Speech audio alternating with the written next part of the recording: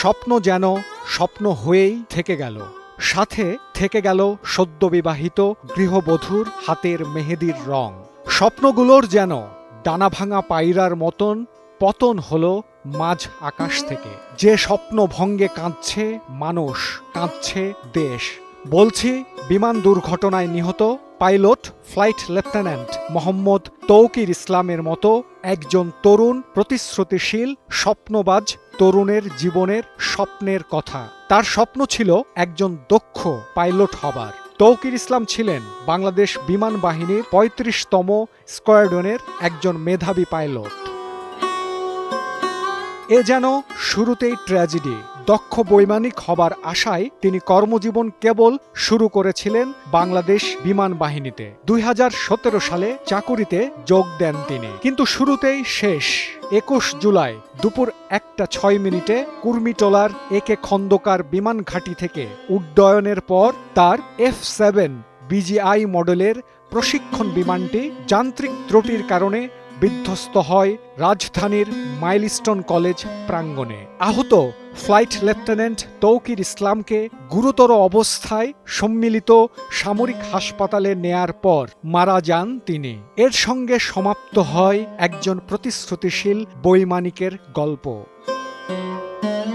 Extreme মশার coil plant fibre দিয়ে তৈরি, ডেঙ্গু চিকুনগুনিয়া বাহি সহ যে কোনো মশার বিরুদ্ধে দেয় এক্সট্রিম সুরক্ষা। রাজশাহীর উপশহর এলাকায় জন্মগ্রহণ করেন তৌকির, তবে তাদের আদি নিবাস চাঁপাইনবাবগঞ্জ জেলার শিবগঞ্জ উপজেলায়। বাবার নাম তহরুল ইসলাম।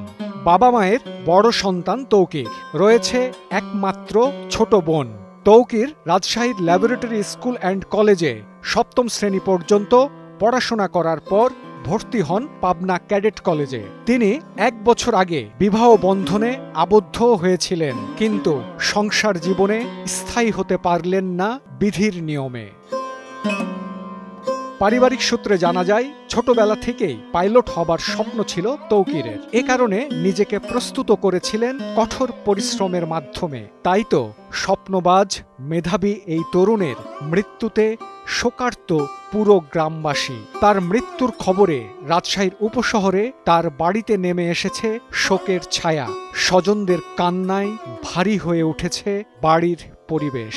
তখন পর্যন্ত বলা হয়েছিল লাইফ সাপোর্টে দিয়ে রাখা হয়েছে, কিন্তু আসলে পরবর্তীতে নিউজে দেখলাম যে না, বাইকনা আর পৃথিবীতে নাই। আল্লাহ ওনাকে জান্নাতবাসী করুক। রাজশাহীর উপশহরের ৩ নম্বর সেক্টরে পাইলট তৌকিরের বাড়িতে গিয়ে দেখা যায় স্বজনদের আহাজারিতে বাতাস ভারী হয়ে আছে। পরিবারের সদস্যদের একমাত্র আশা ছিল তৌকিরের উজ্জ্বল ভবিষ্যৎ। তা এক নিমিষেই থেমে গেল।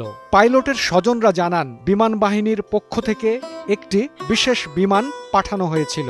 ওই বিমানে তৌকিরের বাবা তহরুল ইসলাম, মা সালেহা খাতুন ও ছোট বোন বৃষ্টি ঢাকায় যান। তারপরই তাদের দেখতে হলো নিজের প্রিয় মানুষের মৃত মুখ।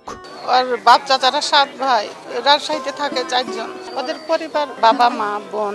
গ্রামের বাড়িতে কেউ নাই, সবাই বাপ চাচারা বাইরে থাকে শহরে। এখানে 5 ভাই বোন থাকে, 2টা ঢাকায় থাকে, একটা আমেরিকায় থাকে। সাগরের চাচারা অনেক ভদ্র নম্র।